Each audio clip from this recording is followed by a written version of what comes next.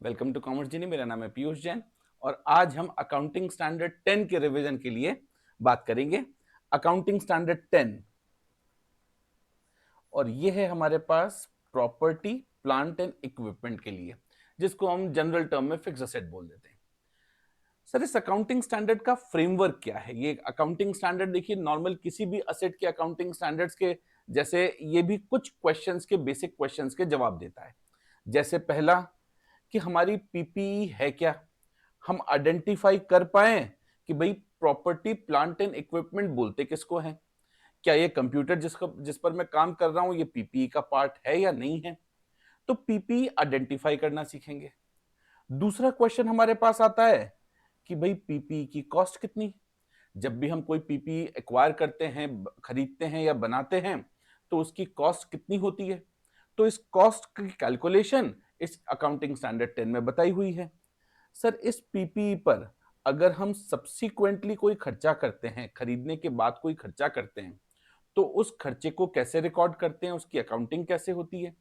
क्या उसको असेट की कॉस्ट में जोड़ देते हैं या उसको खर्चे की तरह पी&एल अकाउंट में बताते हैं, ये भी बात अकाउंटिंग स्टैंडर्ड 10 में बताई है। और इसके बाद अगर उसको हम सेल कर दें पीपीई को, तो प्रॉफिट कैसे बुक होगा। तो ये चीजें हम हमारी डिस्कस हुई हैं। और लास्ट में डिस्क्लोजर रिक्वायरमेंट। तो इस अकाउंटिंग स्टैंडर्ड का बेसिक स्ट्रक्चर यही है कि जब हम एक्वायर करें, पीपीई खरीदें, तब उसकी कॉस्ट कितनी माने, उसको कैसे बुक्स में रिकॉर्ड करें। उसके बाद उसकी रिकॉर्डिंग में उसकी बुक वैल्यू में क्या फर्क आएगा, चाहे डिप्रिसिएशन की वजह से हो, चाहे कोई पार्ट्स को रिप्लेस करने की वजह से हो, या कोई और खर्चा करने की वजह से हो। जब इस पीपीई को सेल करेंगे तब क्या अकाउंटिंग करेंगे, और लास्ट में हर साल फाइनेंशियल स्टेटमेंट में क्या डिस्क्लोजर्स देंगे। ये एक बहुत बड़ा स्टैंडर्ड है जिसमें बहुत सारी चीजें हैं। एक एक करके समझने की कोशिश करते हैं। सबसे पहले बात करते हैं पीपीई होता क्या है, प्रॉपर्टी प्लांट एंड इक्विपमेंट में हम किन चीजों को इंक्लूड करते हैं। तो भाई पीपीई का मतलब बड़ा सिंपल सा है। पहली कंडीशन, ये टेंजिबल एसेट है, यानी ऐसी कोई चीज जो इंटेंजिबल हो, पीपीई हो ही नहीं सकती। उसके लिए हमने एक अलग अकाउंटिंग स्टैंडर्ड बना रखा है। तो जितनी टेंजिबल एसेट्स हैं वो उनमें से पीपीई हो सकता है, बाकी कंडीशंस पर डिपेंड करेगा। अब उन्होंने बोला कि पहली कंडीशन क्या है। पहली कंडीशन है कि इस पीपीई का, इस टेंजिबल एसेट का यूज क्या हो सकता है। हमने कहा या तो ये प्रोडक्शन में काम आए, production of goods and services में, या इसका यूज हो supply of goods and services में, या फिर अगर हम कोई टेंजिबल असेट रेंट पर देने के लिए परचेज करते हैं, तो वो भी हमारे लिए पीपीई है। मान लीजिए जब हम लोग छोटे थे, तब अलग अलग तरह की साइकिल्स चलाने की हमारी बड़ी इच्छा होती थी। तो उस जमाने में ऐसे छोटे बिजनेस हुआ करते थे जो साइकिल किराए पर देते थे 1 घंटे के लिए। तो उस साइकिल स्टोर के लिए वो जो साइकिल है, वो भी पीपीई है। उसने वो साइकिल बेचने के लिए नहीं खरीदी, वो साइकिल किराए पर देने के लिए खरीदी है। तो वो जो साइकिल्स का एक उसके पास फ्लीट है, उसके पास जो साइकिल्स का बंच है, वो साइकिल्स उसके लिए ग्रुप है, वो साइकिल्स उसके लिए पीपीई है। तो अगर आप कोई एसेट इसलिए खरीदते हैं कि उसको रेंट पर दिया जा सके, तो वो रेंट पर देने के लिए भी हमारे पास ये पीपीई कहलाएगी। और किसी भी एडमिनिस्ट्रेटिव पर्पस के लिए, चाहे वो सेलिंग से रिलेटेड हो, चाहे प्रोडक्शन से हो, चाहे एडमिनिस्ट्रेशन से हो, किसी भी एडमिनिस्ट्रेटिव पर्पस के लिए अगर कोई एसेट काम आ रही है, तो वो पीपीई है। तो ये पहली कंडीशन है।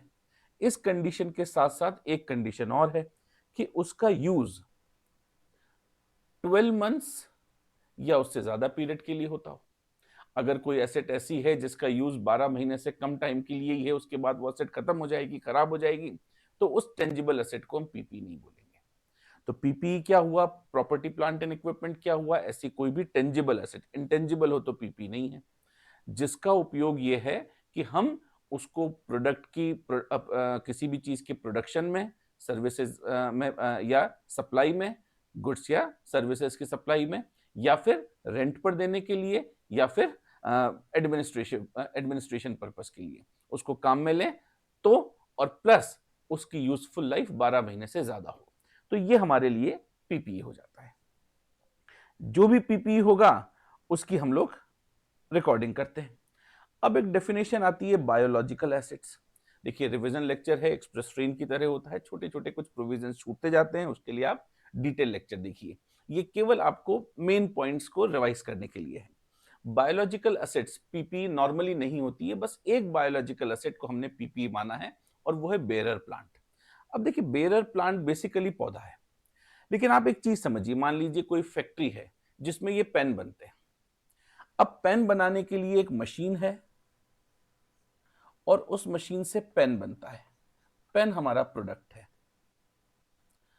अब आप मुझे बताइए, मशीन फिक्स एसेट होती है या प्रोडक्ट?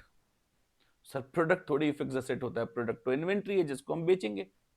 जिस मशीन में ये प्रोडक्ट बनता है वो प्रोडक्ट हमारे लिए फिक्स एसेट या टेक्निकल टर्म्स में बोले तो प्रॉपर्टी प्लांट एंड इक्विपमेंट का पार्ट है। एग्जैक्टली बेटा यही रूल हमने पौधों पर भी लगा दिया, हमने पेड़ पर भी लगा दिया। अगर कोई पेड़ ऐसा है जिससे प्रोडक्ट बनता है तो वो पेड़ हमारे लिए पीपीई बन जाएगा। तो बेरर प्लांट का मतलब क्या है? ऐसा कोई पेड़ जिससे फल या कोई भी एग्रीकल्चर प्रोड्यूस हमको मिलता है, तो वो पीपीई हो सकता है डेफिनेशन के हिसाब से। अब मान लीजिए कोई पेड़ है जिसकी लाइफ 12 महीने से कम है, एनुअल क्रॉप्स। क्या 12 महीने से कम टाइम के लिए उगने वाला कोई पौधा या कोई मशीन जो हो, जो 12 महीने से कम काम आती है, वो पीपीई हो सकता है क्या? नहीं सर, उसकी यूजफुल लाइफ तो 12 महीने से ज्यादा होनी चाहिए। तो एग्जैक्टली बेटा इसीलिए हमने एनुअल क्रॉप्स को पीपीई नहीं बोला। एनुअल क्रॉप्स की लाइफ क्योंकि 12 महीने से कम होती है, इसलिए वो पीपीई नहीं होते हैं। यानी हमको एक ऐसा पेड़ चाहिए, ऐसा पौधा चाहिए जिससे हम 12 महीने से ज्यादा टाइम तक कोई एग्रीकल्चर प्रोड्यूस, कोई प्रोडक्ट बना सके। अच्छा सर, अगर पेड़ खुद ही प्रोडक्ट हो? है सर, पेड़ खुद ही प्रोडक्ट हो मतलब अगर हमने कोई पेड़ लगाया जिससे हमें टिम्बर या वुड मिल रहा है, तो वो पेड़ तो खुद ही प्रोडक्ट है। अगर पेड़ खुद ही प्रोडक्ट हो तो उसको हम पीपीई कैसे बोले? अगर उस पेड़ से प्रोडक्ट प्रोड्यूस हो रहे हैं तब हम उसको पीपीई बोल सकते हैं। पेड़ अगर खुद ही प्रोडक्ट हो तो उसको हम पीपीई नहीं बोल सकते। तो ऐसे सारे पेड़ जो खुद टिम्बर की तरह काम आते हों 5 साल बाद, 10 साल बाद, जिनको काट कर बेचा जा सके वुड की तरह से, उन पेड़ को हम पीपीई नहीं बोल सकते, वो बेरर प्लांट नहीं होते। तो बेरर प्लांट के लिए हमको एक ऐसा पेड़ चाहिए जिसकी खुद की वैल्यू कुछ नहीं हो, लेकिन उस पर 1 साल से ज्यादा टाइम तक फल लगते हो। जैसे सर एप्पल ट्री। अब एप्पल की झाड़ी जैसा पेड़ होता है। अब वो एप्पल ट्री जो है, उस एप्पल ट्री की खुद की कोई वैल्यू नहीं है, लेकिन 5 साल तक, 6 साल तक उस पर एप्पल लगते हैं। उसके बाद वो बेकार हो जाता है, उसको काट कर स्क्रैप की तरह से बेच दिया जाता है।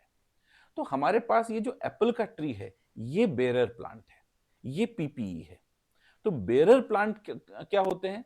ऐसे प्लांट जिनकी अपनी कोई वैल्यू ना हो वुड की तरह से, जो खुद प्रोडक्ट ना हो। अब जैसे मैंगो ट्री है, मैंगो ट्री पर कुछ सालों तक मैंगो लगते हैं, लेकिन उसके बाद वो ट्री भी बिक जाता है, उसका टिम्बर काम आता है। तो ट्री खुद अपने आप में एक प्रोडक्ट बन गया, और जब ट्री अपने आप में प्रोडक्ट बन गया तो उसको हम बेरर प्लांट नहीं बोल सकते। तो अगर आपसे पूछ लें, बताइए मैंगो ट्री बेरर प्लांट है क्या? तो नहीं जी, मैंगो ट्री बेरर प्लांट नहीं है। बेरर प्लांट है, ऐसा पेड़ है जिसकी अपनी वैल्यू 0 हो या कोई स्क्रैप के बराबर हो। तो ऐसे पेड़ों को हम लोग बेरर प्लांट बोलते हैं, और उस बेरर प्लांट पर AS10 अप्लाई होता है। अदरवाइज बायोलॉजिकल एसेट्स पर, चाहे वो लाइव स्टॉक हो, चाहे वो एग्रीकल्चर प्रोड्यूस हो, उन पर AS10 अप्लाई नहीं होता है। तो हमारे पास डेफिनेशन बड़ी क्लियर है। टेंजिबल एसेट हो, ऐसी एसेट हो जिसका यूज प्रोडक्शन में या सप्लाई में होता हो गुड्स एंड सर्विसेज की। जो खुद प्रोडक्ट हो वो थोड़ी हमारे लिए पीपीई है। तो ऐसे ही वो बेरर प्लांट जो खुद प्रोडक्ट हो, टिम्बर देते हो, वो हमारे लिए पीपीई नहीं है। ठीक है? तो पीपीई की डेफिनेशन में ये बेरर प्लांट की डेफिनेशन थोड़ी नहीं है। बेरर प्लांट में एनुअल क्रॉप्स पीपीई नहीं है। हमारे पास ऐसे ट्रीज जो खुद टिम्बर की तरह काम आते हों, फ्रूट और टिम्बर, वो भी हमारे लिए पीपीई नहीं है। हमारे लिए पीपीई कौन है? जो केवल टिम्बर के लिए काम आते हैं वो भी पीपीई नहीं है। हमारे लिए पीपीई कौन है? पीपी वो प्रोडक्ट हैं, वो पौधे हैं जिनकी अपनी वैल्यू टिम्बर की वैल्यू नहीं है, जिनकी अपनी वैल्यू स्क्रैप के बराबर है, और उनसे हमको फ्रूट्स मिलते हैं, एग्रीकल्चर प्रोड्यूस मिलते हैं, तो वो हमारे लिए पीपीई है। जैसे मैंगो ट्री, ये एक पीपीई का एग्जाम्पल हो सकता है। अच्छा सर, अगर हमने पीपीई को आइडेंटिफाई कर लिया तो इसको बुक्स में लिखना पड़ेगा एसेट की तरह से? बिल्कुल बेटा, इसको बुक्स में लिखना पड़ेगा, लेकिन इसको बुक्स में लिखने की, रिकॉग्नाइज करने की दो कंडीशंस हैं। ये दोनों कंडीशन अगर पूरी होंगी तो हम इसको बुक्स में लिखेंगे, नहीं तो नहीं लिखेंगे। इसको टेक्निकली बोलते हैं रिकॉग्निशन क्राइटेरिया।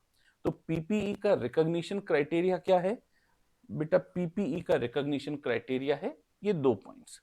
एक, कोई भी असेट अगर हमें फ्यूचर बेनिफिट दे, जिसका हमें फ्यूचर इकोनॉमिक बेनिफिट मिलता हो, यानी कैश में पैसे वाइज हमको फ्यूचर में बेनिफिट मिलता हो, तो वो उसकी पहली कंडीशन है। प्लस इसकी कॉस्ट को प्रॉपरली मेजर किया जा सके, कॉस्ट का पता लगाया जा सके। अब जैसे गुडविल है, गुडविल के केस में अगर हमने गुडविल मार्केट से खरीदी है तो उसकी कॉस्ट हमें पता है, क्योंकि उसके लिए पैसे दिए हैं।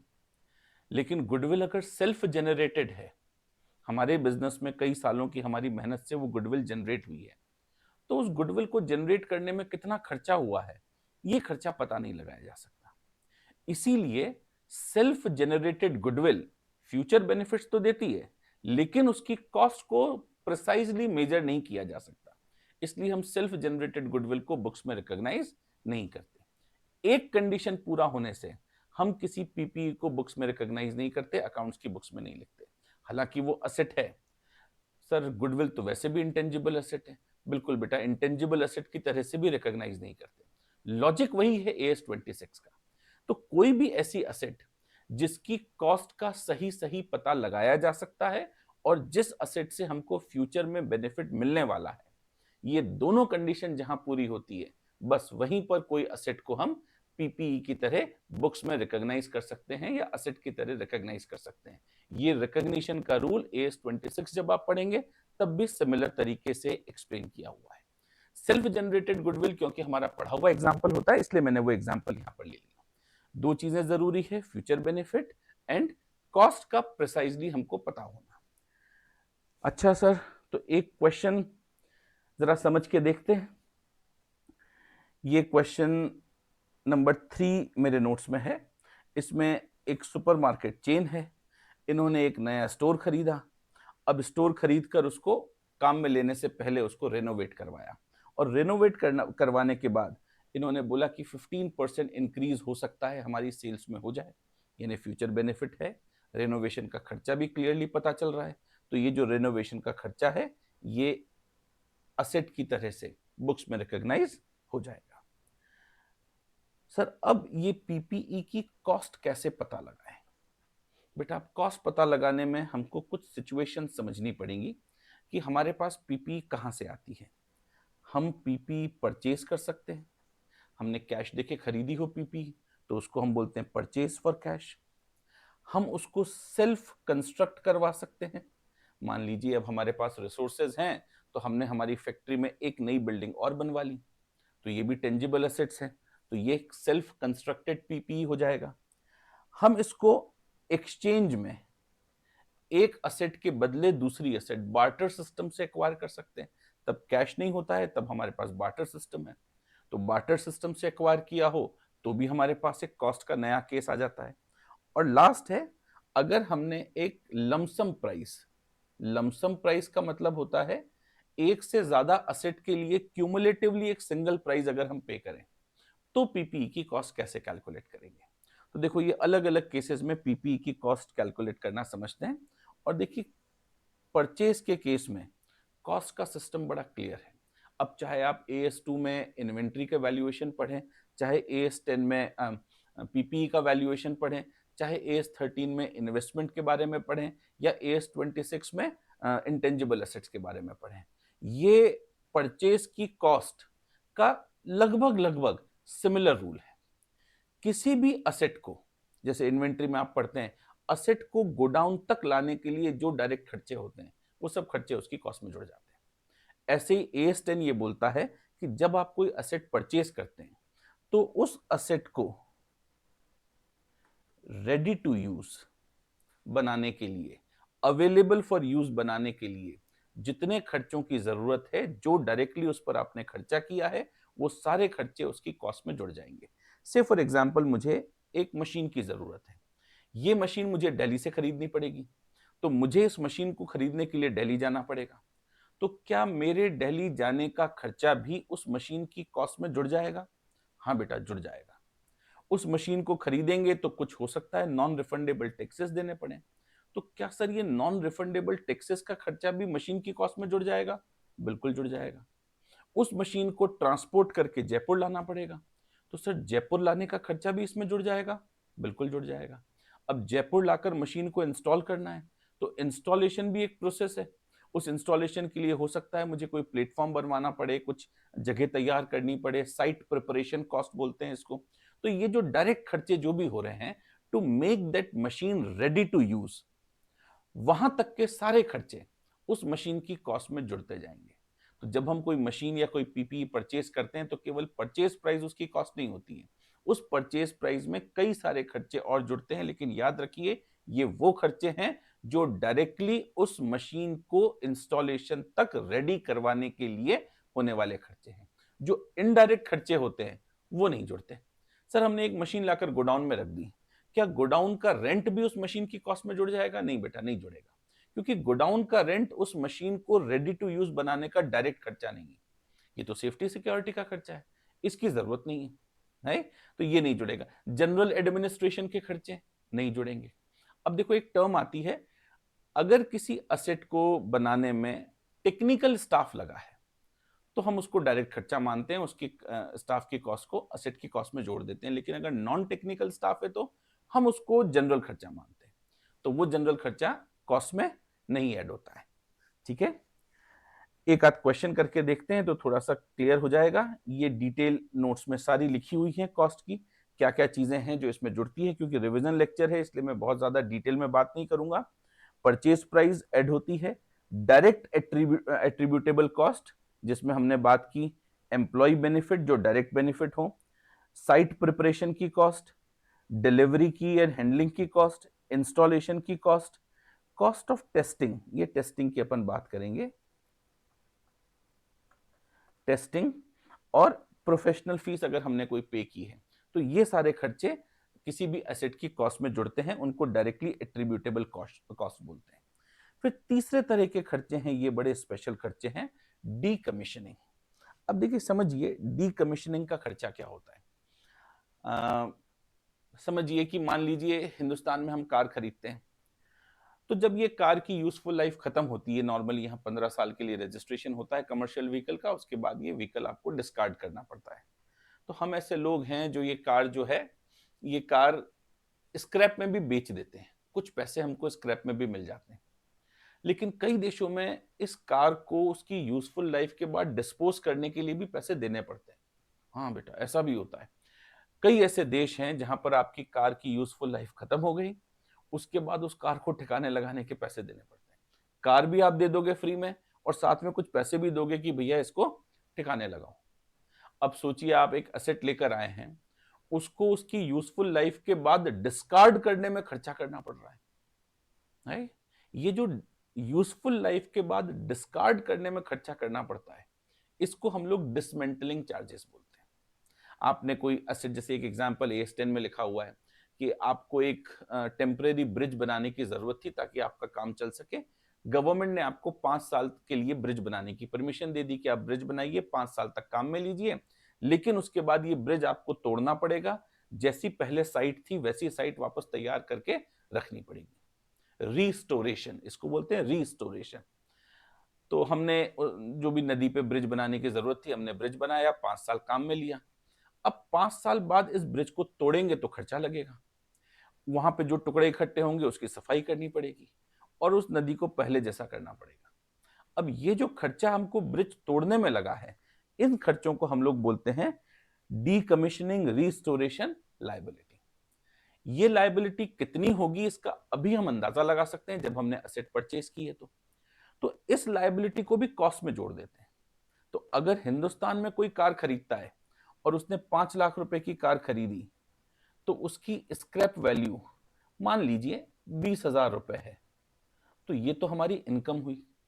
लेकिन मान लीजिए अमेरिका में कोई कार खरीदता है 5 लाख रुपए की, तो पता चला 5 लाख तो अभी पे किए और यूजफुल लाइफ के बाद हमको 40,000 रुपए और पे करने पड़ेंगे ताकि इस कार को ठिकाने लगाया जा सके, इसको डिस्पोज ऑफ किया जा सके।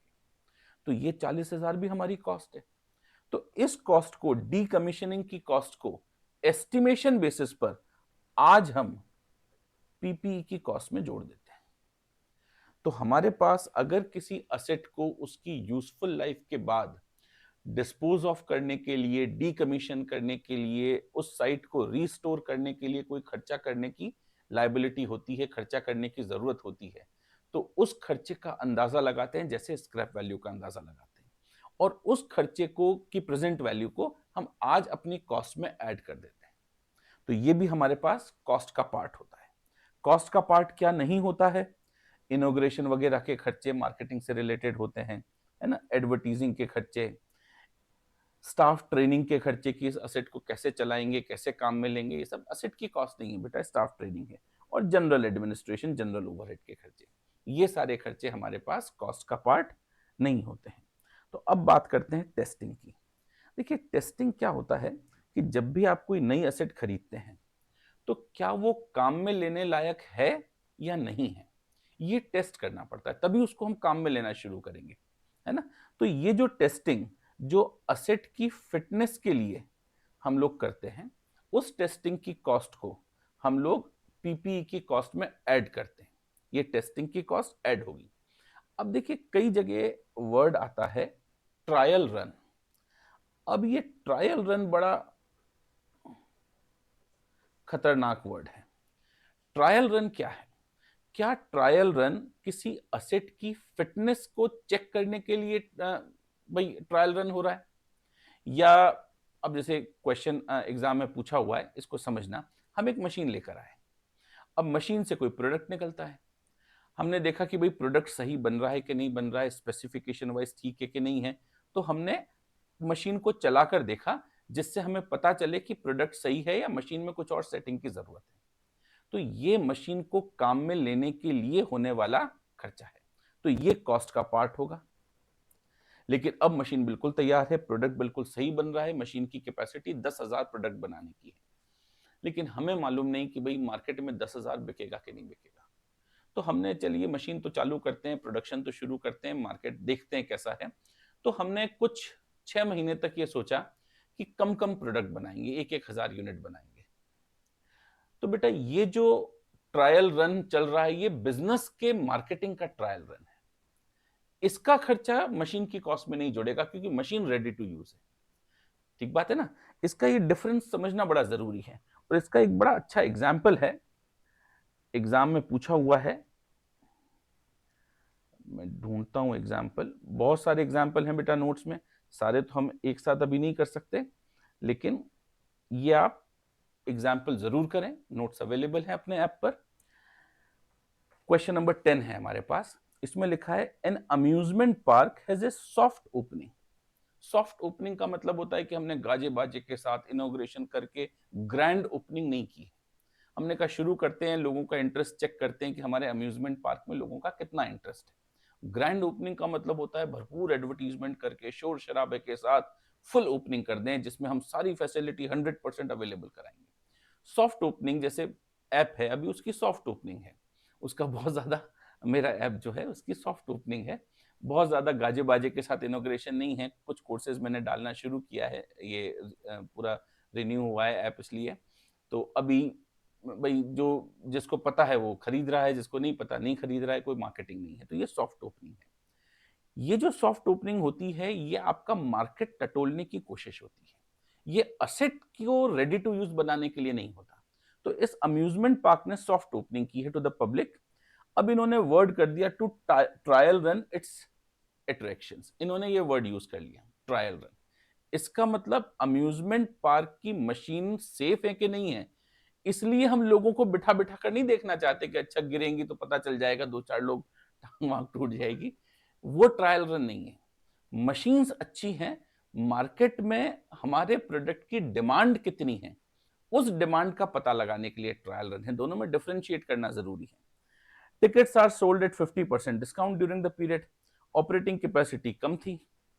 The official opening day of amusement park is 3 months later. 3 महीने बाद हम ग्रैंड ओपनिंग करेंगे। Management claim that the soft opening is a trial run necessary for the amusement park to be condition capable of operating in the intended manner. Accordingly, this cost should be capitalized. बताइए ऐसा होना चाहिए क्या?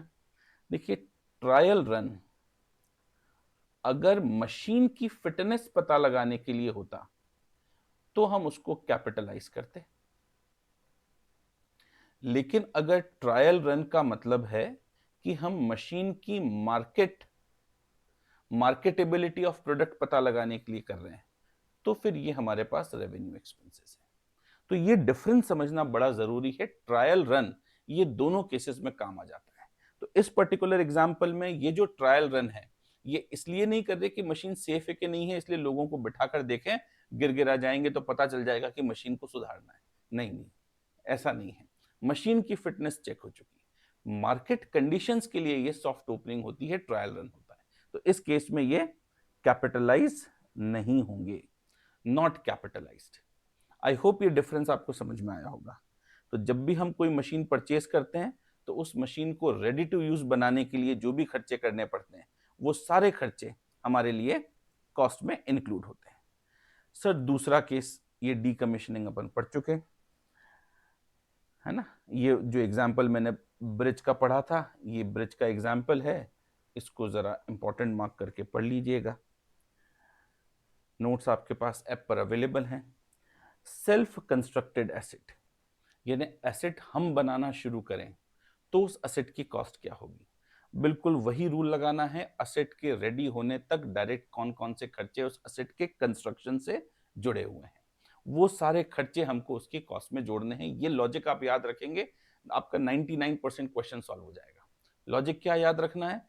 To make that asset ready to use, ready to use, actual use नहीं, ready to use, to make that asset ready to use, उसके लिए होने वाले डायरेक्ट खर्चे। उसमें मटेरियल का खर्चा आ सकता है, डायरेक्ट लेबर का खर्चा आ सकता है, कंस्ट्रक्शन से जुड़े हुए डायरेक्ट और भी कोई खर्चे आ सकते हैं। जो इनडायरेक्ट खर्चे हैं वो नहीं। अब क्या होता है, देखिए कोई भी कंस्ट्रक्शन होता है तो उसमें भी कुछ स्क्रैप निकलता है। आप अगर वुड का काम करवाएंगे तो छोटे छोटे टुकड़े निकलेंगे जिनको आप स्क्रैप में बेच सकते हैं। That is part and parcel of that construction. तो अब अगर कंस्ट्रक्शन के दौरान कंस्ट्रक्शन से जुड़ी हुई कोई सामान स्क्रैप बेचने पर कोई इनकम होती है, तो हम उस इनकम को कॉस्ट में से माइनस कर देते हैं, if that income is directly related to the construction. लेकिन अगर कोई इंसिडेंटल इनकम है लेकिन कनेक्टेड टू द कंस्ट्रक्शन नहीं है, तो क्या होगा? अब इसका फर्क समझना। मान लीजिए हम एक बिल्डिंग का कंस्ट्रक्शन करवा रहे हैं। इस बिल्डिंग के कंस्ट्रक्शन में कुछ स्क्रैप निकल रहा है। उस स्क्रैप को हमने सेल कर दिया, तो सेल से मिलने वाली इनकम कॉस्ट में से एडजस्ट हो जाएगी, रिड्यूस हो जाएगी। दूसरा एग्जाम्पल, और ये एग्जाम्पल एग्जाम में पूछा हुआ है। हम एक बिल्डिंग का कंस्ट्रक्शन करवा रहे हैं। कंस्ट्रक्शन के दौरान कुछ खाली जमीन रखी हुई है, कुछ एम्प्टी लैंड है हमारे पास। हमने सोचा क्या करें, इस एम्प्टी लैंड को हमने पार्किंग स्पेस की तरह से किराए पर देना शुरू कर दिया। अब ये पार्किंग स्पेस की तरह किराए पर देना कंस्ट्रक्शन का पार्ट एंड पार्सल थोड़ी है, कंस्ट्रक्शन से कनेक्टेड थोड़ी है, कंस्ट्रक्शन का पार्ट नहीं है। अब इस पार्किंग स्पेस से कोई इनकम हुई, क्या इस इनकम को हम कंस्ट्रक्शन की कॉस्ट में से माइनस कर दें? नहीं बेटा। AS10 बोलता है, देखो समझदारी भी है ये, आप लॉजिकली भी सोचेंगे तो यही बात है कि कंस्ट्रक्शन से जुड़ा हुआ कोई स्क्रैप निकलता है तो उसकी सेल तो कॉस्ट में से माइनस होगी। लेकिन कंस्ट्रक्शन साइट पर आपने पार्किंग स्पेस डेवलप करके कोई कमाई कर ली कुछ 2-4 साल कि भाई कंस्ट्रक्शन पूरा नहीं होता, चलो तब तक पार्किंग से ही कमाई कर लेते हैं, तो ये इनकम एक सेपरेट रेवेन्यू इनकम है जो P&L में क्रेडिट होती है। ठीक है ना। तो ये सेल्फ कंस्ट्रक्टेड एसेट की कॉस्ट में ये पॉइंट जरा ध्यान रखने का है। हमारे पास क्वेश्चन नंबर 6 मैंने मार्क कर रखा है, देख लेते हैं। Augie Limited purchased a land for construction of residential flats for its employees. During the construction period, some vacant land on the construction site was used as paid parking for public. देखिए वही वाला example है जो यहाँ question की तरह लिखा हुआ है। तो आपके पास अगर सेल्फ कंस्ट्रक्टेड एसेट में कंस्ट्रक्शन से रिलेटेड इंसिडेंटल है लेकिन उस कंस्ट्रक्शन के प्रोसेस से रिलेटेड इनकम नहीं है, तो वो इनकम कंस्ट्रक्शन की कॉस्ट में से माइनस नहीं होगी। ठीक है। नाउ तीसरा, और ये जरा थोड़ा सा ट्रिकी है, और ये है एक्सचेंज ऑफ एसेट। एक एसेट हम लोग दें और उसके बदले में दूसरी एसेट हम लोग ले लें।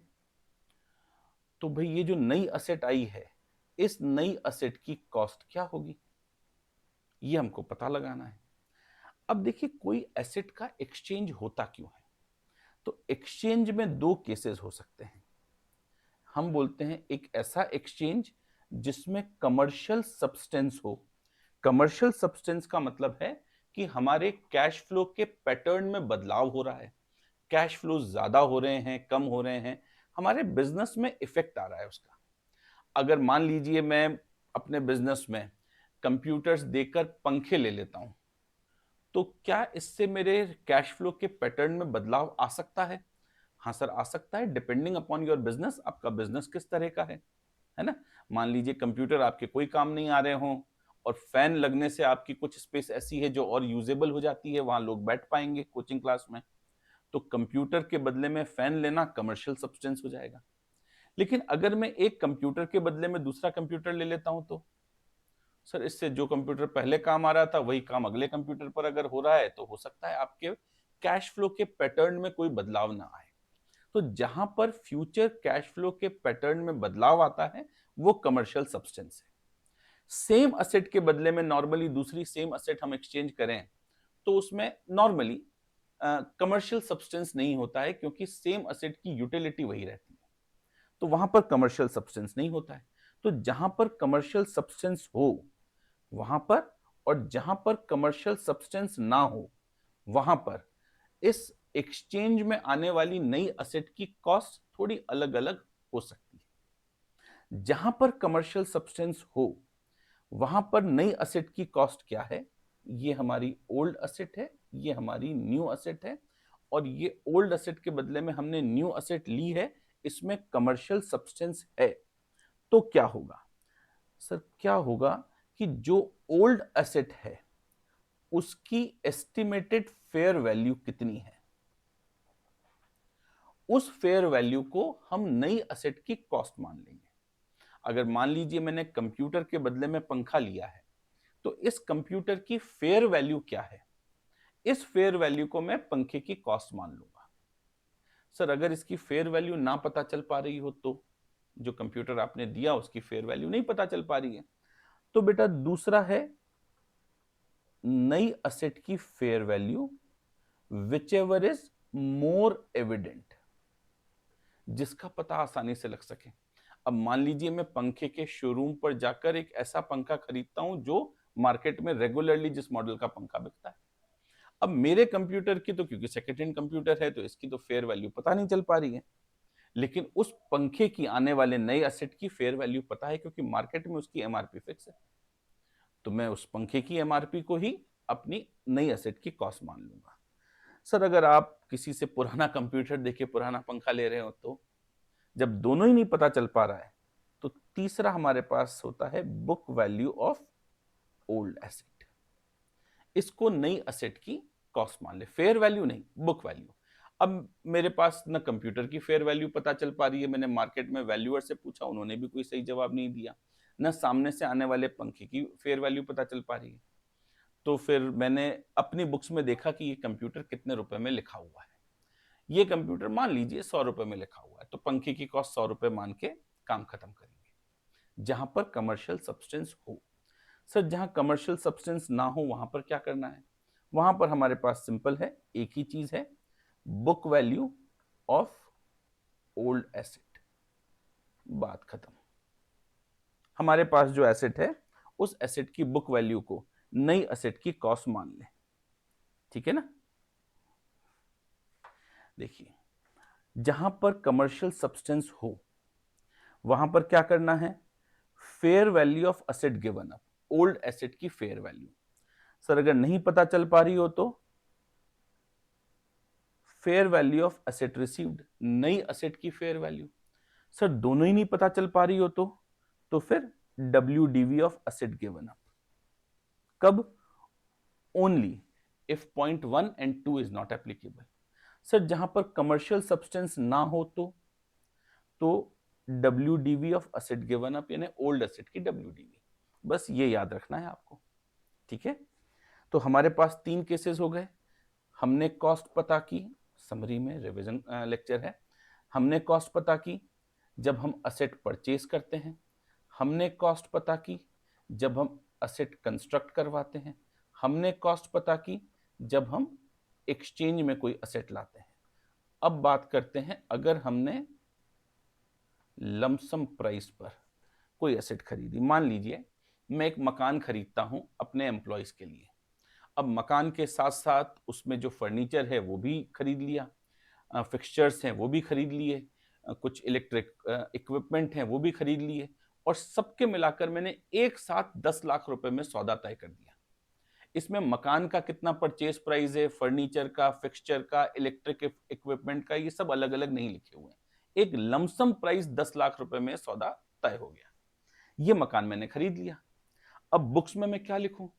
बुक्स में तो मुझे बिल्डिंग अकाउंट डेबिट करना है, फ्रिज अकाउंट डेबिट करना है, सोफा अकाउंट डेबिट करना है, सारे अलग अलग एसेट्स को अलग अलग डेबिट करना है। पेमेंट टोटल 10 लाख का है। अब कौन सी एसेट कितने रुपए की है पता ही नहीं चल पा रहा है। अब क्या करें? एसेट की कॉस्ट कैसे पता लगाएं जो एसेट हमने खरीदी है? तो यहां पर हमको बोला है कि भाई मार्केट से कोई वैल्यूअर ढूंढ के लाओ और उससे हर एसेट की फेयर वैल्यू पता लगवाओ, और अगर फेयर वैल्यू पता लग जाती है तो हर एसेट की फेयर वैल्यू पर वो एसेट बुक कर दो।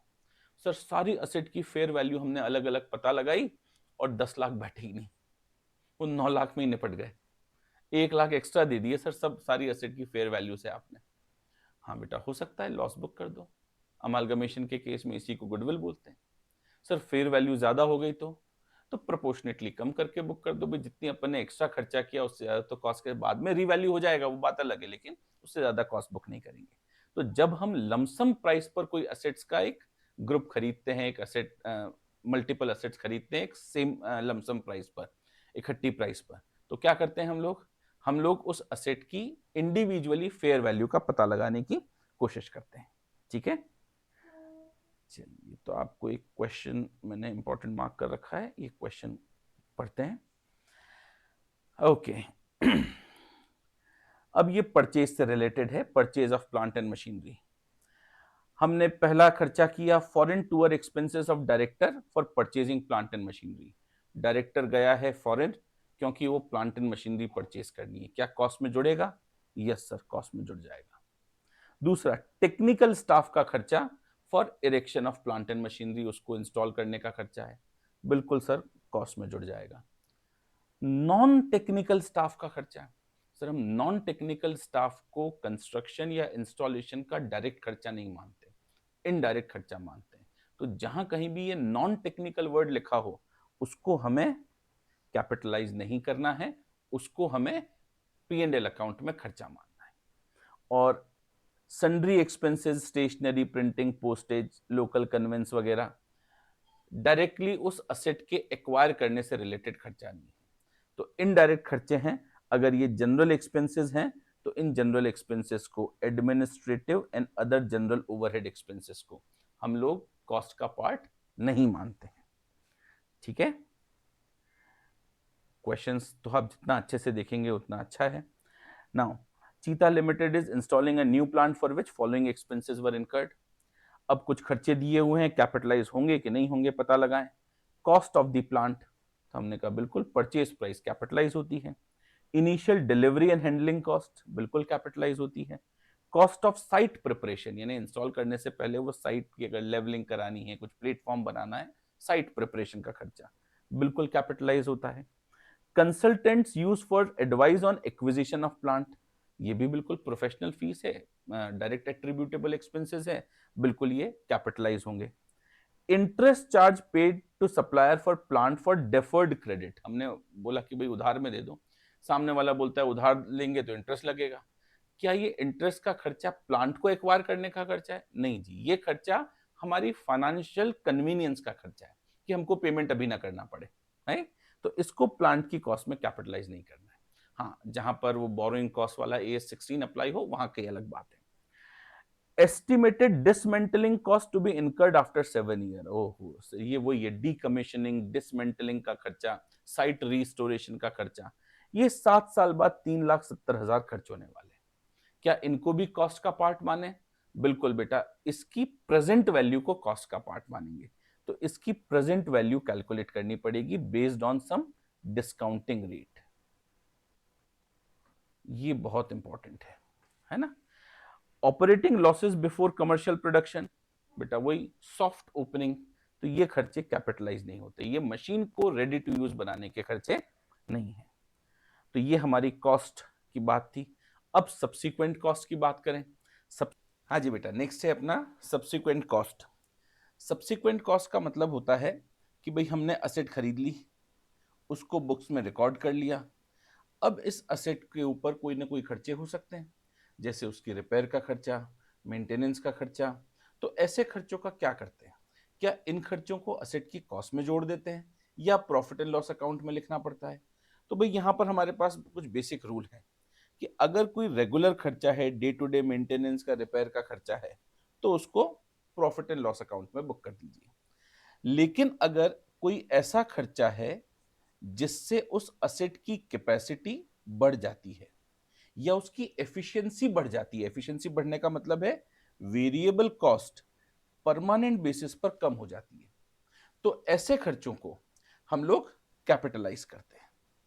यानी अगर उसकी किसी असेट की ओरिजिनल कैपेसिटी को रीस्टोर करने के लिए कोई खर्चा करते हैं, भाई कैपेसिटी शुरुआत में अच्छी थी, फिर धीरे धीरे धीरे धीरे कैपेसिटी, मान लीजिए कार खरीदी हमने, उस कार का एवरेज जब हमने कार खरीदी तब 20 किलोमीटर पर लीटर था, लेकिन कार धीरे धीरे चलती है, कुछ सर्विसिंग की जरूरत महसूस होती है, तो एवरेज धीरे धीरे कम होता गया, एवरेज कम होकर 15 किलोमीटर पर आवर रह गया। हमने उसकी अच्छे से सर्विसिंग कराई तो एवरेज वापस बढ़कर 20 हो गया। इसको बोलते हैं रिस्टोरेशन ऑफ कैपेसिटी।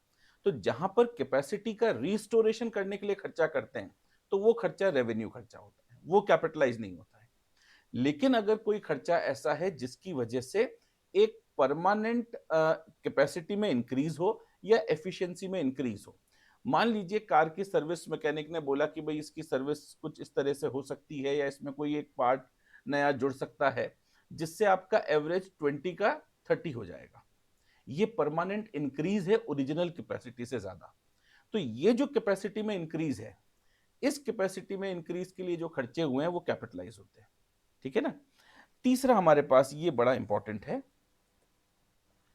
अगर हम हमारी असेट का कोई मेजर पार्ट रिप्लेस करवाते हैं या कोई मेजर इंस्पेक्शन का खर्चा होता है, ओवरहॉल का खर्चा होता है, जैसे मान लीजिए नॉर्मली प्लेन का एग्जांपल सबसे पहले आता है कि भाई लॉ बना हुआ है कि 5 साल में एक बार प्लेन की एक मेजर इंस्पेक्शन होगी ताकि उसमें कोई भी कमी हो तो वो पकड़ में आ जाए, ऐसा ना हो कि बाद में उस कमी की वजह से कोई एक्सीडेंट हो। तो ये जो इंस्पेक्शन का खर्चा हुआ है, क्या इसको भी एक एसेट मानकर हम बुक कर लें? या कोई पार्ट रिप्लेस हुआ है, एक मेजर पार्ट रिप्लेस हुआ है, तो इस रिप्लेसमेंट का ट्रीटमेंट क्या होगा? तो हमारे पास AS 10 बड़ा क्लियर है कि जब हमारे पास कोई मेजर पार्ट रिप्लेस होता है, और इसको मेरी तरफ से आप इंपॉर्टेंट मान के चले, अगर कोई मेजर पार्ट रिप्लेस होता है तो जो पुराना पार्ट है उस पार्ट की WDV पता लगानी पड़ती है, और उस पार्ट की WDV PPE की बुक वैल्यू से, कैरिंग अमाउंट से माइनस हो जाती है। यानी आपकी जो मशीन है उस मशीन की बुक वैल्यू इसमें से ओल्ड पार्ट की WDV, आज की वैल्यू, ये माइनस कर देंगे और प्लस न्यू पार्ट की कॉस्ट प्लस कर देंगे। तो तो ये हमारे पास ट्रीटमेंट होता है जब भी पार्ट रिप्लेस होता है। सर ये ओल्ड पार्ट की WDV पता कैसे लगाएं? अगर आपके पास अलग से डेटा है, अलग से कॉस्ट है, तो आप डिप्रिशिएट करके WDV पता लगा सकते हैं। नहीं तो हम रिप्लेसमेंट मेथड से इस पुराने पार्ट की WDV का पता लगाते हैं। देखिए क्वेश्चन अपन देखते हैं और बहुत अच्छा क्वेश्चन है ये, इंस्पेक्शन से रिलेटेड है। चलिए क्वेश्चन, इस क्वेश्चन को आप इंपॉर्टेंट मार्क रखिएगा। तो हमारे पास एक कंपनी है, उसके पास एयरक्राफ्ट है, हर 5 साल में इनकी एक इंस्पेक्शन करानी पड़ती है। इस इंस्पेक्शन में खर्चा आ गया 5 लाख रुपए का। बताएं बेटा इस खर्चे का क्या करें? एयरलाइन कंपनी सोच रही है कि इसको कैसे ट्रीट करें। तो ये मेजर इंस्पेक्शन का जो खर्चा है इसको हम कैपिटलाइज करते हैं, ठीक है ना। ये भी अपन ने एग्जाम्पल की तरह पढ़ा था, इसको याद रखिएगा। फिर एनीवेज, तो ये आपको चीज समझ में आई। रेगुलर इंस्पेक्शन अगर हो या पार्ट का चेंज हो तो ये हमको किस तरह से ट्रीट करना है। नाउ इसके बाद बुक वैल्यूज कैसे पता लगाएं। अब हमारी असेट रिकॉर्ड हो गई है, उसकी कॉस्ट भी हमने पता लगा ली है। अब आगे के सालों में इसकी बुक वैल्यू का क्या होगा? तो बुक वैल्यू या कैरिंग अमाउंट, इसको हम टेक्निकली बोलते हैं measurement after recognition. Carrying amount का पता लगाने के लिए हमारे पास दो तरह की अकाउंटिंग के मेथड हैं। एक जिसको हम बोलते हैं कॉस्ट मॉडल और दूसरा जिसको हम बोलते हैं रीवैल्यूएशन मॉडल। हमारे पास कॉस्ट मॉडल ये बोलता है, जो हिस्टोरिकल कॉस्ट कॉन्सेप्ट पर बेस्ड है, कि किसी असेट को हम कॉस्ट पर रिकॉर्ड करें और इस असेट को प्रॉपरली डेप्रिशिएट करते रहें, डेप्रिसिएशन इस पर चार्ज करते रहें, धीरे धीरे वैल्यूज कम होती रहेंगी। अगर बीच में कहीं इंपेयरमेंट होता है, 28 है अकाउंटिंग स्टैंडर्ड, अगर इंपेयरमेंट होता है तो वो इंपेयरमेंट का लॉस भी बुक कर दें। बस ये हमारी बुक वैल्यू रहेगी। इसका मतलब है किसी असेट को रिकॉर्ड करने के बाद कॉस्ट मॉडल में उस असेट की बुक वैल्यू उस असेट की कॉस्ट पर डिपेंड करती है। मार्केट में इस असेट की वैल्यू क्या हुई है, नॉर्मली ये हमारी बुक वैल्यू को इफेक्ट नहीं करता। तो मार्केट वैल्यू अगर कभी बढ़ जाती है तो भी ये कॉस्ट मॉडल में हम लोग उस वैल्यू को कंसिडर नहीं करते हैं। लेकिन रीवैल्यूएशन मॉडल क्या बोलता है? रीवैल्यूएशन मॉडल ये बोलता है कि किसी असेट को आपने एक बार रिकॉर्ड किया और ये रिकॉर्डिंग एक बार तो कॉस्ट पर होगी, लेकिन इसके बाद हर साल, या अगर असेट छोटी है तो 3 या 4 या 5 साल में एक बार मार्केट से उस असेट का रीवैल्यूएशन करवाइए। और जो रीवैल्यूएशन यानी मार्केट प्राइस आई है, रीवैल्यूड वैल्यू आई है, उस वैल्यू पर उस असेट को बुक में लिख लीजिए। अब इसकी वजह से असेट की वैल्यू बुक्स में कई बार बढ़ भी सकती है और घट भी सकती है। तो यहां पर रीवैल्यूएशन मॉडल में असेट की वैल्यू चेंज होती रहती है डिपेंडिंग अपॉन मार्केट कंडीशन। अब सर 3 साल बाद अगर हम रीवैल्यू करेंगे तो 3 साल तक क्या सेम कॉस्ट चलती रहेगी? नहीं, जब तक रीवैल्यूएशन नहीं होता है तब तक वही डेप्रिसिएशन चार्ज करें, और अगर कोई इंपेयरमेंट हो रहा है तो इंपेयरमेंट का लॉस बुक करते रहें। इसका मतलब है अगर हर साल रीवैल्यूएशन नहीं हो रहा है तो डेप्रिसिएशन रीवैल्यूएशन मॉडल में भी चार्ज होता है। क्या, अगर मैं यस नो या ट्रू फॉल्स के लिए क्वेश्चन पूछूं, तो क्या डेप्रिसिएशन केवल कॉस्ट मॉडल में अप्लाई होता है? नहीं सर, डेप्रिसिएशन रीवैल्यूएशन मॉडल में भी अप्लाई हो सकता है, डिपेंडिंग अपॉन कि रीवैल्यूएशन कब हो रहा है। जिन एसेट का एनुअल रीवैल्यूएशन हो रहा है उनमें डेप्रिसिएशन ऑब्वियसली अप्लाई नहीं हो पाएगा, लेकिन जहां पर 3 साल में, 4 साल में, 5 साल में रीवैल्यूएशन हो रहा है, वहां जब तक अगला रीवैल्यूएशन नहीं होगा तब तक डेप्रिसिएशन चार्ज होता रहेगा। तो हमारे पास कॉस्ट मॉडल में बुक वैल्यू क्या होती है? कॉस्ट माइनस आज तक का अक्यूमुलेटेड डेप्रिसिएशन और accumulated impairment loss of asset. जबकि रीवैल्यूएशन मॉडल में क्या होता है? रीवैल्यूएशन मॉडल में जिस दिन रीवैल्यूएशन हुआ उस दिन की फेयर वैल्यू, उसके बाद का डेप्रिसिएशन और इंपेयरमेंट लॉस, ये बुक वैल्यू होती है। अगर ये हर साल रीवैल्यू हो रहा है तो ऑब्वियसली बात है ये दोनों जीरो हो जाएंगे, ठीक है। अब हमारे पास नॉर्मली अगर कोई सिग्निफिकेंट एसेट है या वॉलेटाइल चेंजेस फेयर वैल्यू में हो रहे हैं तो एनुअल रिवैल्यूएशन करना है। लेकिन अगर कोई इनसिग्निफिकेंट चेंजेस हो रहे हैं यानी फेयर वैल्यू लगभग कांस्टेंट है तो आप 3 से 5 साल में रिवैल्यू कर सकते हैं। जिन एसेट्स की वैल्यू वॉलेटाइल है, जिन एसेट्स की वैल्यू लगातार चेंज होती रहती है मार्केट में, उन एसेट्स की प्राइस फिक्स नहीं होती है, स्टेबल नहीं होती है, तो वहां पर एनुअल रिवैल्यूएशन करें।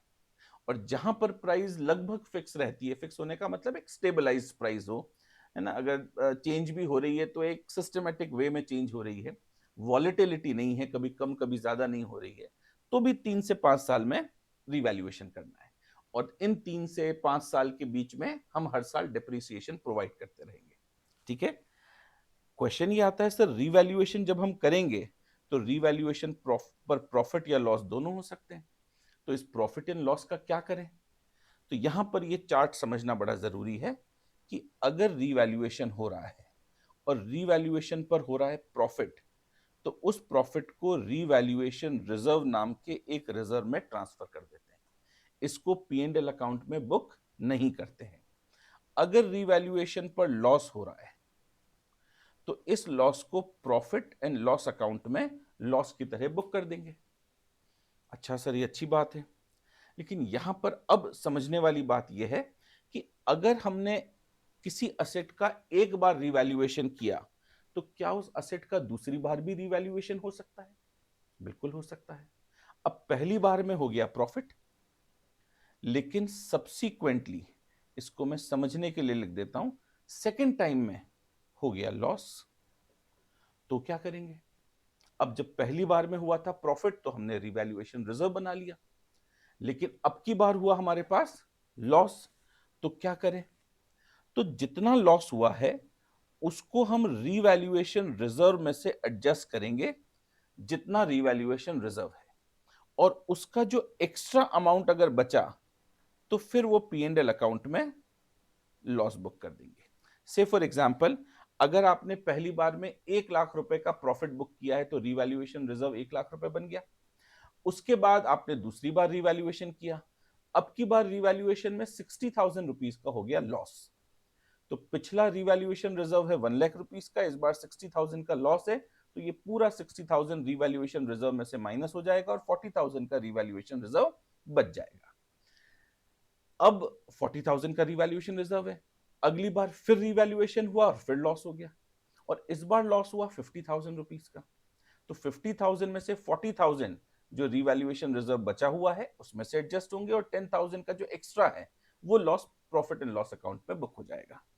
इन द सेम मैनर, अगर लॉस हुआ है और लॉस के बाद सब्सिक्वेंटली प्रॉफिट होता है, यानी पहली बार रिवैल्यूएशन में लॉस हुआ, हमने P&L में ट्रांसफर कर दिया, दूसरी बार फिर रिवैल्यूएशन हुआ और अब की बार प्रॉफिट हो गया, तो जितना लॉस पहले P&L में ट्रांसफर हुआ था उतना प्रॉफिट हम लोग P&L में ट्रांसफर करेंगे, और उसके बाद जो एक्स्ट्रा बचेगा उसका रिवैल्यूएशन रिजर्व बनाएंगे। कहने का मतलब, अगर पहला रिवैल्यूएशन लॉस में हुआ था और 10,000 का लॉस हुआ था तो ये 10,000 रुपीज आपने P&L में डेबिट कर दिए।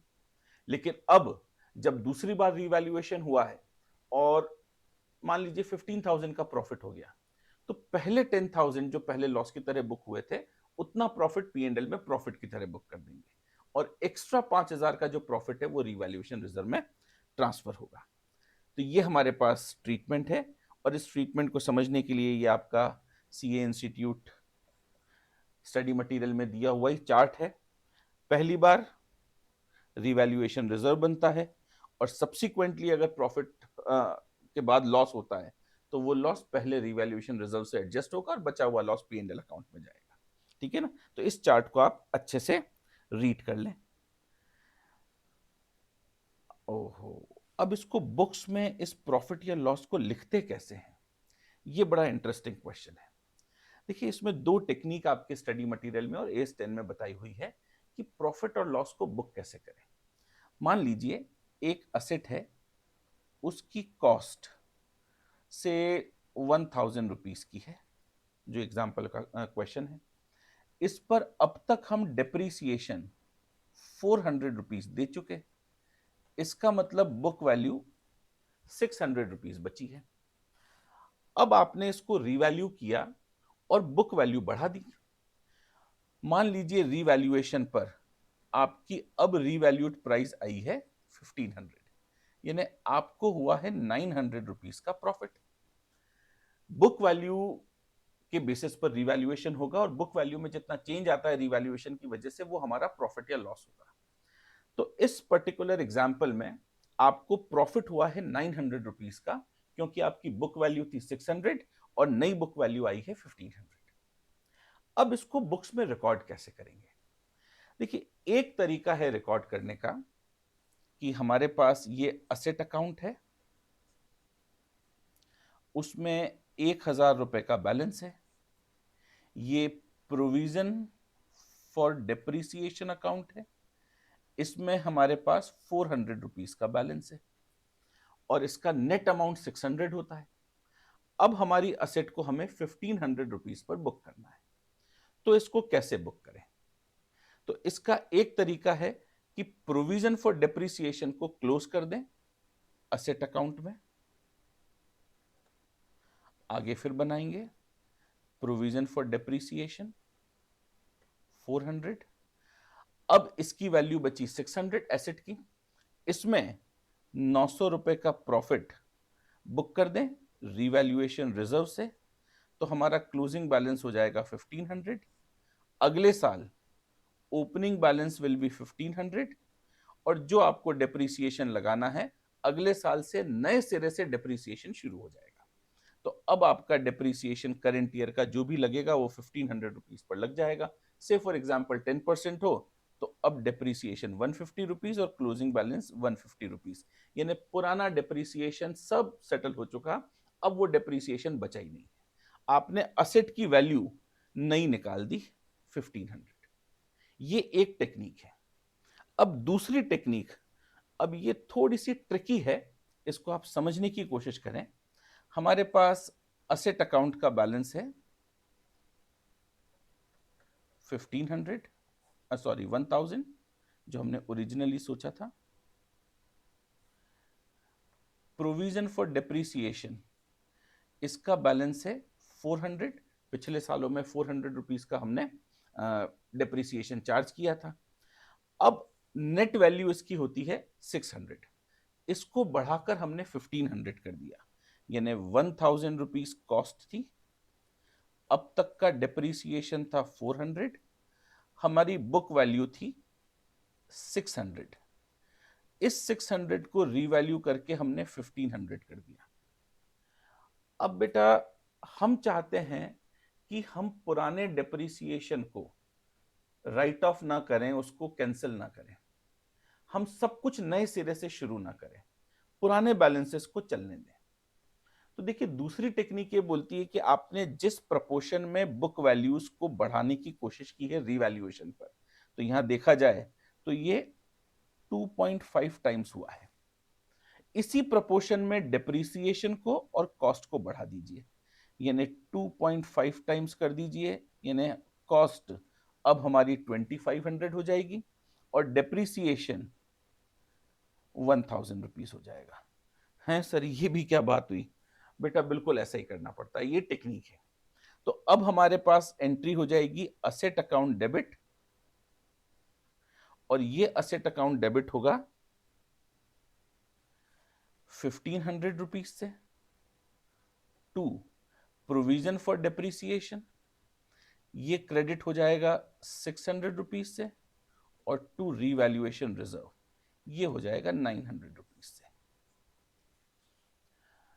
तो हमारे पास अब असेट का बैलेंस यहां पर 1500 और बढ़ गया, यहां पर 600 और बढ़ गया, closing balance will be 2500, closing balance will be 1000, और नेट इफेक्ट इसका जो आएगा वो आ जाएगा आपका 1500 रुपीज, जो हमारी बुक वैल्यू होनी चाहिए।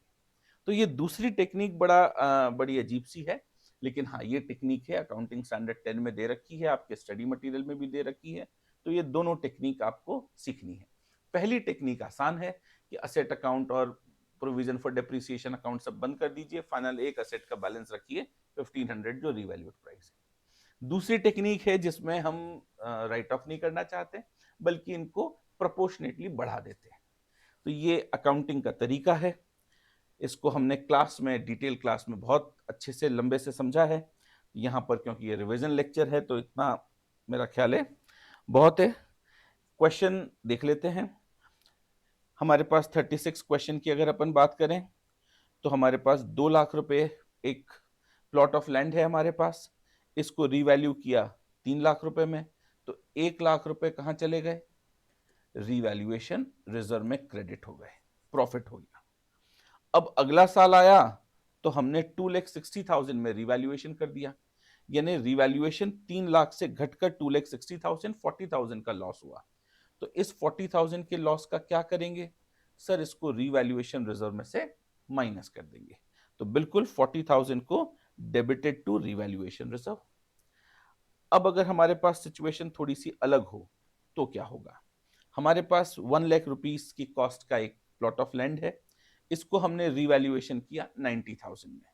सो 10,000 रुपीज लॉस हुआ और इस लॉस को हमने P&L अकाउंट में बुक कर दिया। अब 2 साल बाद हमने इसको फिर से रीवैल्यू किया और 15,000 का प्रॉफिट हो गया। अब 15,000 के प्रॉफिट में 10,000 का प्रॉफिट P&L अकाउंट में क्रेडिट होगा, क्योंकि हम पहले लॉस बुक कर चुके हैं। और एक्स्ट्रा 5,000 रुपीज का जो प्रॉफिट हुआ है, टोटल 15,000 का प्रॉफिट है, वो P&L में प्रॉफिट बुक नहीं होगा, बल्कि रीवैल्यूएशन रिजर्व में क्रेडिट होगा। तो आई होप ये क्वेश्चन आपको अच्छे से समझ में आया होगा। नहीं तो इसको 2 बार सॉल्व कीजिए और इसको अच्छे से समझने की कोशिश कीजिए। ये मेरी तरफ से इंपॉर्टेंट क्वेश्चन था। नाउ नेक्स्ट है डेप्रीसिएशन। देखिए डेप्रीसिएशन, क्योंकि ये रिवीजन लेक्चर है, इसका मतलब एक बार आप पढ़ चुके हैं, तो सॉरी, तो डेप्रीसिएशन मुझे नहीं लगता आपको बहुत कुछ पढ़ने की जरूरत है। डेप्रीसिएशन के लिए हमको चाहिए होती है कॉस्ट, वो कैलकुलेट करना हमने सीख लिया। इसमें से माइनस करनी पड़ती है स्क्रैप वैल्यू। स्क्रैप वैल्यू एक एस्टिमेशन है और इसको डिवाइड करना पड़ता है किसी असेट की यूजफुल लाइफ से। ये यूजफुल लाइफ का डिसीजन कैसे होता है? ये कमर्शियल यूजफुल लाइफ होती है, यानी एक असेट कितने टाइम तक काम करेगी, ये उसकी यूजफुल लाइफ नहीं है। वो हमारे बिजनेस में कितने टाइम तक काम आएगी, ये उसकी यूजफुल लाइफ है। से फॉर एग्जांपल, देखिए मेरे पास आज से 15 साल पहले मैंने एक फोन खरीदा था, मोबाइल फोन, बहुत ही प्रिमिटिव सा, उसमें कोई एप्स नहीं चलते थे, बटन थे, स्क्रीन छोटी सी थी। आज भी वो फोन मेरे पास रखा हुआ है और जितना उस समय काम आता था उतना काम अभी भी उससे हो सकता है। अगर उसमें सिम लगा दें तो हम उससे कॉल कर सकते हैं, लेकिन उसके अलावा वो कोई काम नहीं आएगा। इसका मतलब है उस फोन की वर्किंग लाइफ तो आज तक 15 साल तक है, लेकिन क्योंकि जैसे जैसे एप्स आए, इंटरनेट आया, उस पर इंटरनेट भी नहीं चलता था, तो इंटरनेट आया, जरूरत अलग महसूस हुई, तो वो फोन की मेरे लिए उपयोगिता खत्म हो गई, यूजफुलनेस खत्म हो गई। काम अभी भी कर रहा है वो फोन, लेकिन अब मेरे लिए वो यूजफुल नहीं है, आपके लिए, किसी के लिए भी यूजफुल नहीं है।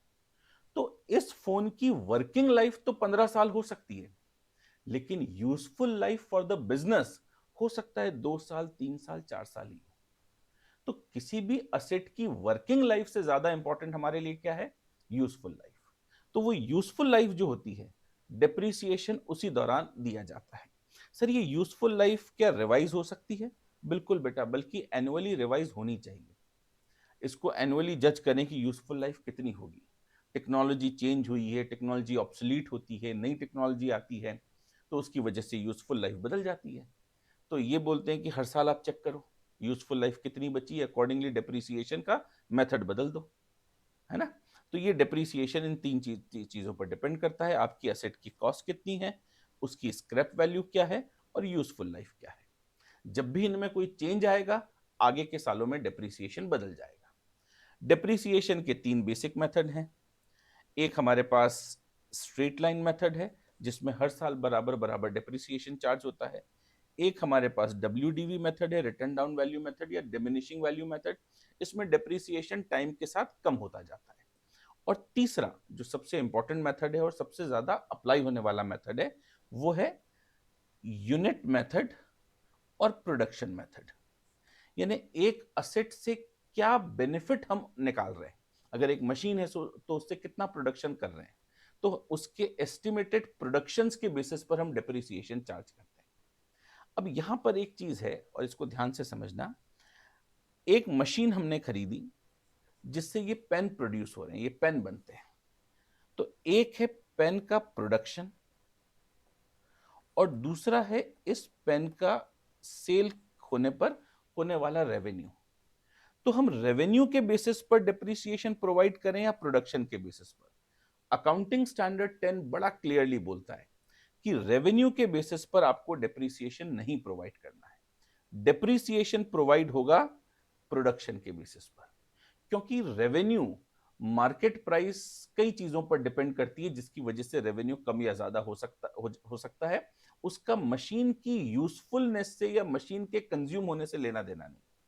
So it is always unit method में प्रोडक्शन ऑफ यूनिट्स कितना है, उसके बेसिस पर हम डिप्रिसिएशन चार्ज करते हैं। ठीक है, क्वेश्चन हमारे पास, चलिए जी, ये बड़ा इंटरेस्टिंग क्वेश्चन है, इसको इंपॉर्टेंट मार्क कर लीजिए। अनायशा एयरलाइंस लिमिटेड है, उनके पास बहुत सारे एयरक्राफ्ट हैं, उनमें से कुछ खुद के खरीदे हुए हैं, कुछ लीज पर लिए हुए हैं, लेकिन ये फाइनेंस लीज है तो हम ओनरशिप की तरह ट्रीट करते हैं। नाउ अब हमारे पास दिक्कत ये है कि एयरक्राफ्ट की बॉडी और एयरक्राफ्ट के इंजन, इनकी यूजफुल लाइफ अलग अलग है। बॉडी हो सकता है ज्यादा टाइम तक, उसकी जो फ्रेम है एयरक्राफ्ट की वो ज्यादा टाइम तक चलती है, इंजन कम टाइम तक चलता है, तो यूजफुल लाइफ अलग अलग है। अब ये कंपनी चाहती है कि एक ही एयरक्राफ्ट तो एक ही यूनिट है, एक ही पीस है, तो उस एक ही यूनिट की, एक ही मशीन की, एक ही पीपीई की हम दो अलग अलग ग्रुपिंग कर दें और एयरक्राफ्ट के फ्रेम को और एयरक्राफ्ट के इंजन को अलग अलग यूजफुल लाइफ के हिसाब से डेप्रिशिएट करें। क्या ये अलाउड है? बिल्कुल बेटा, अगर आप चाहें तो किसी एक मशीन के इंपॉर्टेंट पार्ट को और उस मशीन को अलग अलग तरह से डेप्रिशिएट कर सकते हैं, ये बिल्कुल अलाउड है ना। ऐसे ही एक क्वेश्चन, क्वेश्चन नंबर 50, इसको भी मेरे हिसाब से इंपॉर्टेंट मार्क कर लीजिए। हमने एक 20 लाख रुपीस की प्रॉपर्टी खरीदी, इसकी फिजिकल लाइफ तो 50 साल है, लेकिन 20 साल बाद हमारा मन है कि हम इसको सेल कर देंगे, हम इसको काम में नहीं लेंगे। तो यूजफुल लाइफ कितनी हुई? 20 ईयर्स। इसकी फिजिकल लाइफ से हमें मतलब नहीं है। अब 20 साल बाद की स्क्रैप वैल्यू इसकी 20 लाख रुपए, खरीदा 20 लाख में आज, और 20 साल बाद इसकी स्क्रैप वैल्यू 20 लाख रुपए होगी। तो ऐसा होता कम है, लेकिन अगर ऐसा हो तो क्या होगा? तो सर इस पर कोई डेप्रिसिएशन हम प्रोवाइड नहीं करेंगे, नो डेप्रिसिएशन एट ऑल। अगर हमारी स्क्रैप वैल्यू 18 लाख है तो बेटा इस 20 ईयर्स की यूजफुल लाइफ में हम 2 लाख रुपीस का टोटल डेप्रिसिएशन प्रोवाइड करेंगे किसी भी मेथड से। और अगर स्क्रैप वैल्यू ज्यादा है, 22 लाख है, तो डेप्रिसिएशन प्रोवाइड नहीं होगा। कहने का मतलब यह है कि क्या डेप्रिसिएशन प्रोवाइड करना जरूरी है? हाँ बेटा, डेप्रिसिएशन प्रोवाइड करना जरूरी है। केवल एक एक्सेप्शन है, एक्सेप्शन है कि जब आपकी कॉस्ट से या बुक वैल्यू से उसकी स्क्रैप वैल्यू ज्यादा एस्टिमेट होती है या उसके बराबर एस्टिमेट होती है, तो आपको डेप्रिसिएशन चार्ज करने की जरूरत नहीं है। ठीक है, तो हमारे पास ये डेप्रिसिएशन से रिलेटेड कुछ क्वेश्चंस हैं, इसको जरूर सॉल्व करिएगा। डिस्पोजल ऑफ पीपीई यानी सेल, हम इसको डिस्कार्ड कर दें, डिस्पोज कर दें, सेल कर दें, तो क्या होगा? बेटा जब भी कोई पीपीई को हम लोग सेल करेंगे तो इस सेल पर प्रॉफिट या लॉस हो सकता है।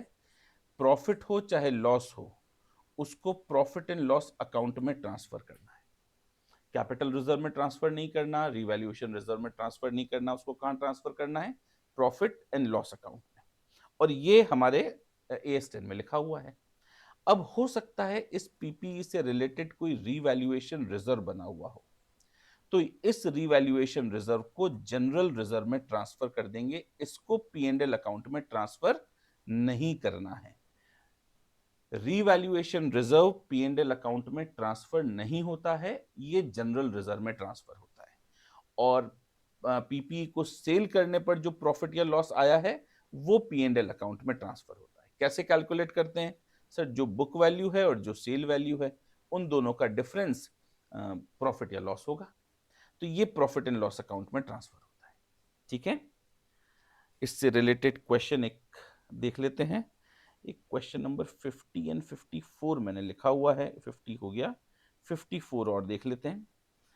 Land and building both are immovable property, tangible property, but land is not depreciated. Normally land is not depreciated, but building is depreciated. Why? ऐसा क्यों होता है कि लैंड को डिप्रिशिएट नहीं करते नॉर्मली? बेटा लैंड के केस में हम ये मानते हैं कि उसकी यूजफुल लाइफ अनलिमिटेड है, वो 5 साल 10 साल नहीं हजारों साल चलेगी। तो अगर लैंड की यूजफुल लाइफ अनलिमिटेड है तो डिप्रिशिएट करने का सवाल ही नहीं उठता। जहां पर लैंड की यूजफुल लाइफ लिमिटेड हो जाती है वहां पर हम लैंड को डिप्रिशिएट करते हैं, जैसे माइंस के केस में वहां पर लैंड डिप्रिशिएट हो जाती है। तो जहां पर यूजफुल लाइफ अनलिमिटेड हो वहां डिप्रिसिएशन की जरूरत नहीं पड़ती है। नाउ ये क्वेश्चन मेरी तरफ से इंपॉर्टेंट है। हमारे पास एक मशीन है जिसकी कॉस्ट बुक वैल्यू 2 लाख रुपए है। एक दिन आग लग गई, मशीन डिस्ट्रॉय हो गई। हमने इसका करवा रखा था इंश्योरेंस, लेकिन इंश्योरेंस की कंडीशन थी न्यू फॉर ओल्ड। इसका मतलब है हमारे असेट के लॉस होने पर हमें पैसे नहीं मिलेंगे। इंश्योरेंस कंपनी हमें नई असेट लाकर दे दी। अब हमारी मशीन हो गई डिस्ट्रॉय, इंश्योरेंस कंपनी ने हमें नई मशीन लाकर दे दी। हमने पता किया तो नई मशीन कितनी थी, 15 लाख रुपए की थी। इंश्योरेंस कंपनी ने हमें 15 लाख रुपए नहीं दिए, 15 लाख रुपए की ये नई मशीन लाकर दी। यानी हमारी पुरानी मशीन के बदले हमें नई मशीन मिल गई। अब इसका ट्रीटमेंट क्या होगा? तो इसका ट्रीटमेंट हमारे अकाउंटिंग स्टैंडर्ड में ये लिखा हुआ है कि ये 2 लाख की जो पुरानी मशीन है इसको लॉस की तरह बुक कर दो, और 15 लाख की ये मशीन इसको प्रॉफिट एंड लॉस अकाउंट में प्रॉफिट की तरह बुक कर दो। एंट्री क्या पास होगी? Profit and loss account debit to machine account 2 lakh rupees and machine account debit to profit and loss account 15 lakh rupees. ठीक है, रिवीजन लेक्चर है बेटा, फास्ट चलना पड़ेगा ताकि आपका कंप्लीटली रिवाइज हो सके बेसिक से। 59, हमारे पास एक मशीन है, इस मशीन की यूजफुल लाइफ है 10 ईयर्स।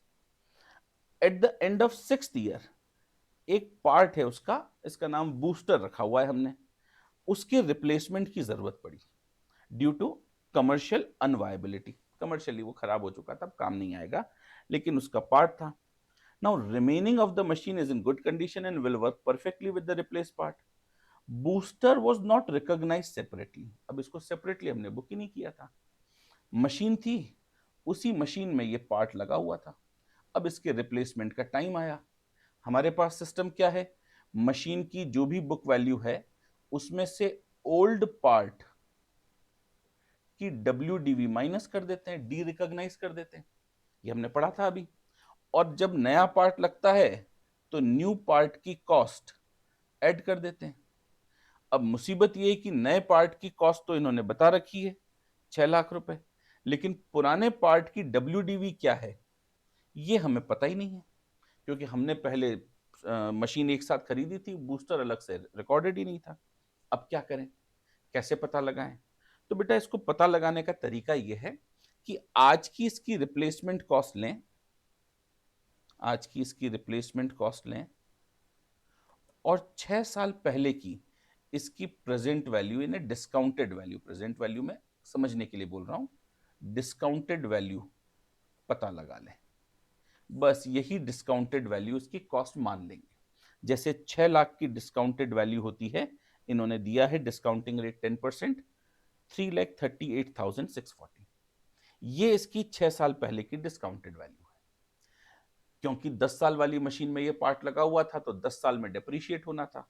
6 साल में कितना डिप्रीशिएट हुआ होगा जी? इतना डिप्रीशिएट हुआ होगा। तो आज इसकी WDV 135,456 रुपीज होगी। सर नहीं समझ आया ये? हाँ बेटा, इसको थोड़ा सा समझ लेते हैं, मेरी तरफ से ये इंपॉर्टेंट भी मार्क कर लीजिए। हमारे पास एक मशीन का पार्ट है बूस्टर, और उस बूस्टर की आज की WDV हमको पता लगानी है। हमने मशीन खरीदी थी 6 साल पहले, ये हमारा आज है, और ये मशीन की 4 साल की यूजफुल लाइफ और बची हुई है। आज ये बूस्टर 6 लाख रुपए का आता है। इस दिन कितनी उस बूस्टर की कॉस्ट थी, ये हमें मालूम नहीं है। अब कैसे पता लगाएं? तो हमने 6 साल में डिस्काउंटिंग रेट के हिसाब से इस 6 लाख रुपए को डिस्काउंट कर दिया। अब जब डिस्काउंट किया तो इसकी डिस्काउंटेड वैल्यू आ गई। ये वैल्यू थी 338,640। आप करके देख लीजिए, 10% की रेट से डिस्काउंट। एफएम में आपने पढ़ा होगा प्रेजेंट वैल्यू कैसे निकाली जाती है, डिस्काउंटेड वैल्यू कैसे निकाली जाती है। तो यहां पर आ गई 338,640। तो ये इसकी कॉस्ट हो गई। जिस दिन हमने ये मशीन खरीदी थी, तो उस मशीन में लगे हुए उस बूस्टर की कॉस्ट 338,640 रुपीज थी। अब हमने मशीन को 10 साल में डिप्रिशिएट करना शुरू किया, तो बूस्टर भी 10 साल के हिसाब से डिप्रिशिएट हो रहा था। यानी हर साल, अगर स्ट्रेट लाइन मेथड है, तो हर साल कितना डिप्रिशिएट हो रहा था सर? 33,864 रुपीज हर साल डिप्रिशिएट हो रहा था। तो 6 साल डिप्रिशिएट होते होते आज की उसकी डब्ल्यू कितनी बची होगी? बस बेटा ये आपको निकालना है। तो सर 6 साल डिप्रिशिएट होते होते आज की उसकी डब्ल्यू बची होगी 1,35,456 रुपीज। अब इसको आप अच्छे से सॉल्व करें, देखें इसका आंसर आपके पास सही सही आता है या नहीं आता है। नहीं आए तो कमेंट बॉक्स में मुझे बताएं, मैं फिर से एक्सप्लेन करूंगा। ठीक है। और लास्ट पार्ट है डिस्क्लोजर। ये बेटा आप एक बार रीड करेंगे तो डिस्क्लोजर आपको अच्छे से याद हो जाएंगे। इसमें कुछ वॉलंटरी डिस्क्लोजर हैं, इसको जरूर पढ़कर जाएं कि हाँ, अगर हम चाहें तो ये इंफॉर्मेशन भी डिस्क्लोज कर सकते हैं। ये था बेटा समरी में AS10 का रिवीजन। आई होप आपको अच्छा लगा होगा। अच्छा लगा हो तो भी कमेंट बॉक्स में बताएं, कुछ कमी हो तो भी कमेंट बॉक्स में बताएं, कोई क्वेश्चन हो तो भी कमेंट बॉक्स में बताएं। और वीडियो को लाइक करें, चैनल को सब्सक्राइब करें। Thank you very much.